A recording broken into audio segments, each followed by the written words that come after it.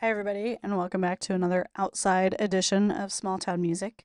Tonight, I am going to talk about maternity leave and kind of a series I'm going to call like Small Town Music Teacher Mom or Being a Teacher and a Mom. I don't know. I'll think of a better phrase because that's a lot of words.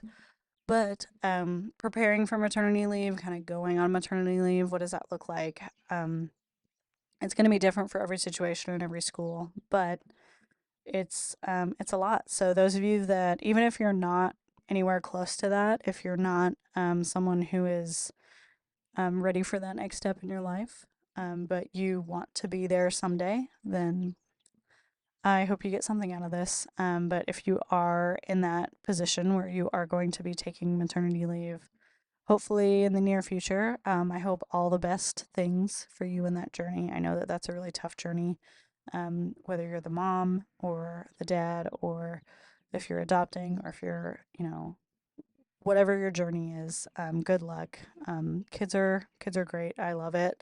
I love being a mom. I think it gives my life more purpose than just being a teacher. Like I just feel so much more fulfilled. Um, and that like there's just something so much bigger that happens than just teaching music every day, and that's really cool.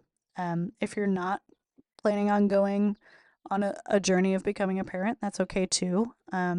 If you're, hopefully you have stuck around this far, but you may have to take an extended leave at some point if you're ever taking care of a parent or a partner, or I don't know, you just want to take a sabbatical because mental health matters and you need that. And that's okay too.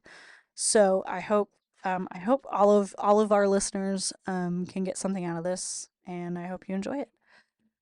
So for me, I knew early on that I really wanted to take a full school year, if that was going to be possible, if they were going to let me and still keep my job. I did not get paid for pretty much any of my maternity leave. I'll kind of get into that a little bit. If you're listening, I think almost all of our listeners are here in the United States. But if you happen to be listening from a different country and you're like, what do you mean you didn't get paid? That's great. I'm so happy for you. No, we do not get paid for parental leave in the United States. So I am in America. Yep, that's fun. Anyway, I knew right away, and I kind of talked to our HR person, the person that kind of handles payroll and finances and all that, to just get an idea. And this was like well before I was even trying to get pregnant, but I wanted to know what our situation was. And, she kind of talked to me and was like, well, you can get this many amount of days, but to get paid, and so I just wanted to get a good handle on it. And especially to know we use my husband's insurance, but we use my vision and dental. So just like what was that gonna look like, and how much was that going to cost out of pocket, all those things. So whenever you're starting your journey, talk to coworkers, talk to the people who have experienced it. I know that can be kind of tricky because trying to conceive or trying to have a child in any form is difficult and scary, and you don't want that to just be public knowledge. Like that's kind of a weird thing to just like announce to everybody. um, so find trusted friends, and theoretically, your admins, your HR people, they should be trusted enough that you can ask them those questions, and they will not just like at the next staff meeting announce what you talked about. I understand in a small town that can be dicey because everyone talks about everything. But if you don't trust your admin, if you don't have a trusted coworker, I think I say this in almost every episode, but then maybe find a new job, because I personally don't want to work in a place where I can't have any trusted conversations that are going to stay between either me and my admin, or me and my, um, coworkers, friends that I've made through school. I don't want that. I want to be in a place where I feel supported, and I know that people are going to not just say everything I say to everyone else. Anyway, moving on. So, kind of get a lay of the land, and I'm a big planner. Like I wanted to know what I was gonna do well before I started the journey of trying to have a child, or in my case, twins. Which obviously that we did not know that was where that was going. But figuring out insurance, like if you're on your partner's insurance, then that doesn't really matter. But if you're not, then how's that gonna work? With taking leave? Do you need to switch sides? Also, call your insurance company and kind of see what is covered through maternity care. I call them because I just wanted to know some things, especially with having twins. Like, were certain things going to be covered, like if we had to buy special formula or and they kind of gave me the whole rundown of everything, which was really nice. And they also I found out through insurance that they offer a free blood pressure monitor, to monitor your blood pressure while you're pregnant. And if you're someone who's looking to become pregnant in the future, that's a really important thing. If you didn't know, I ended up having preeclampsia, and right at the end, and I didn't catch it at home, but they did catch it in the doctor's office, and I believe that that ultimately absolutely saved me and my children's lives. That they're able to take care of us and get those babies out when they needed to. But you may find out some things that you didn't know. I also found out, if you choose to breastfeed, then you can get a new breast pump every year that you're breastfeeding, like new calendar year. So my children were born in August, and I was able to my pump broke like in January or February or something, and so I was able to get a whole brand new pump through insurance, which is pretty cool. So that was really helpful. But yes, your insurance should pay for your. Oh, sorry. If you're watching the video, a bug just kind of flew into my eye. The side effects of podcasting outside in the warm springtime. So just kind of check with them, like what benefits do you get? What do they offer? What kind of things are covered through your journey, so that you can kind of plan ahead for that too in terms of a financial standpoint. I For anyone going on this journey, twins was not on our radar at all.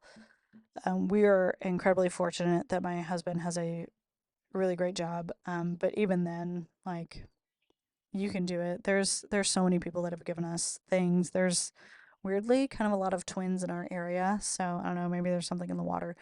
But if that's like as a really scary thing for you, it's gonna be okay. You don't need absolutely two of everything. You do need two of a lot of things, but clothes especially, like we've hardly had to buy clothes because one, people want to buy our children clothes because it's cute and fun.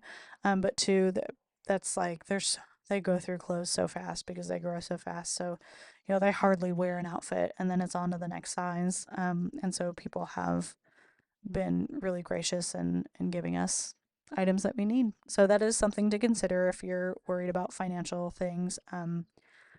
Facebook Marketplace has a bunch of stuff. I pretty much almost everything we have is used.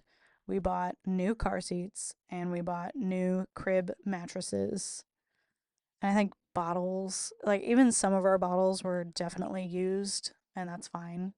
If you're going the bottle route, but pretty much everything that you need besides, I would say, car seats and mattresses, um, maybe bottles. I would buy some of those things new, but even then, if it's a trusted, like, hey, I use this car seat for my baby that's now over a year old, and they're in a different car seat, and so like, here, take this. We've never had an accident, that kind of thing. Like, car seats still, it just depends on the person, but for us, we crib mattresses, car seats, those are really important. Safe sleep was really important to us. Car seats are very important. So everything else, I would absolutely go used. Toys, clothes, changing table, changing pad. There's a ton of stuff you can buy. You can really go down the rabbit hole. But there's a lot of stuff you really don't need. And so it's just figuring out. But anyway, back to maternity leave. Going going on a sidetrack here. So, when I found out I was pregnant, I sat down with my principal and our HR person and told them and said, this is I would really like to take a full year. How does this work? Um, and I just had to make sure I got it approved, and the school board approved it that I could take the whole year. For me, it was about spending time with my children, but it was also about finding a long-term sub. I think I had a thought that it was going to be easier to find someone that would want to work the whole year because they could get insurance and benefits and all the things, versus someone who's just going to work for a couple months or a semester. Now, financially, if you cannot take a full year, I'm sorry. I really wish we were in a better situation, but it'll be okay. Um, but I mean, look at your finances. I never regret spending more time with my kids. If you're like, oh man, I don't know, like I don't really want to be a stay-at-home parent. I don't want to do, this, whatever your reasons are, they're valid. Either way, if you want to go back to work sooner, if you don't want to go back to work sooner, it's okay. This is not meant to be like this is the only way that people should do the things that they do with their kids. I'm not here to shame anyone. I'm just giving you my perspective and my information. If that fits and aligns with your perspective and your thoughts, then that's great. If it doesn't, that's okay too. Then yeah. So I really enjoyed that because kids just change so much in a year. Well, they change so much all the time, but especially that first year, like schedules were changing. Their nap schedule was all crazy. How many bottles they were taking, them doing solid foods and then watching them be able to crawl and then stand up and then start walking. I got to experience all these like really cool, fun, exciting milestones. Um, and I got to have a whole year with my children, and I got a little bit of time before I ended up giving birth, because of the way the school everything worked out, which was great because being pregnant with twins at the end was just miserable. It was intense. So good luck to any of you who that may apply to. But yeah, try and figure out what you want. I know a lot of people will take a semester. If you're one of those lucky people that you can really plan out when you're going to get pregnant, then I know some people will, do their best to try to get pregnant in July, August. And so then they have their baby kind of April, May, and then you have the whole summer, and then you can take a semester. There's a whole lot of ways you can do it. But yeah, just talk with your partner and talk with your school. That's kind of the biggest thing. Once you are actually ready, you're like, a baby is coming. You know that you're going to have to take time off, and you're going to have a long-term sub. To use a phrase I tell my elementary students, you get what you get and you don't throw a fit. I was very fortunate. My maternity sub, he's a local person that I know personally. He's a former band director. He's the pastor at the church that I go to. He's well known in the community. All the kids know who he is. He's very heavily involved with the youth groups. He's fantastic. Um, and I'm really glad that he was able to take over. It's not gonna be you. Just remember that. So the things that you teach, the concepts that you go over, I left a very detailed document to explain like literally month by month, and I would happily send that to anyone who wants to look over that and just see, how I plan things out and wrote things out. I included people in the area that could be helpful, like as a sectional coach or to bring in. I included people that were good resources to use. I tried to include, like, we do our fall festival parade and everything. So I included those numbers. I included, anyone's contact information that I thought would be necessary. So that was helpful. And it was a Google Doc. So it was and I had like the whole outline and you can click on the links on the side. And so I hope that was helpful. For me, it was helpful even to just like think through my job and like, yeah, what do I do? And so like every every month or so, I would try to go in and kind of add or take away things. I included like projects that we do or homework assignments that I thought they might want to use. But I just like outlined the entire school year, like, okay, in August, like, first, before school starts, get ready for handbook, print out warm ups, make sure you know what you're doing for IU Band Day or whatever. Any fall marching events, make sure you get prepared for XYZ. Looking ahead, you're going to have this, and this. And then, and he did what he could, and that's fine. He kept the band afloat, and I'm very thankful. Because it wasn't just like, oh, I'm a person here just to make sure there's a human being in band class, but we're not going to actually play our instruments. So I was very grateful for that. If you can find like a retired local person, that would be really ideal. But if you can't, you get what you get. Sometimes it's great, sometimes it's a little rough. I know it kind of has felt like I started my first year of teaching over again. It doesn't, because I know my students, and I know like they're not I'm not starting from, zero. Um but it is a little bit, because there's just a lot of like, oh, that's an interesting thing that you did last year that we are not doing anymore. And then there's a little bit of the kids like, oh, I wish that guy was back. Like, oh, I liked him so much better. And it's like, okay, like, yep, sorry, you're stuck with me. So just kind of be prepared for that. That like it's a change, and kids don't like change, no matter how much they complain or don't complain or whatever. So just be prepared. But coming back from maternity leave, that's been an interesting thing. That musically, my students are really not in a bad place, but there are just things that like they didn't do music theory assignments really. They didn't do their scale tests. They didn't do this composition project I'm doing. There's a lot of, and that's fine. Not everybody has to do band the way that I do band. But if you're someone that does like you every single Monday you do a theory assignment, and you do very specific projects, and you do a final exam, and you do extra field trips, and you do, those things will not happen. I was fortunate enough to be able to come back on Fridays towards the end of my maternity leave. That was really helpful since I took the whole year off. That was really helpful to get my face in front of the kids again, to say like, hey, I'm back, welcome, like remember, this is who you get in the future.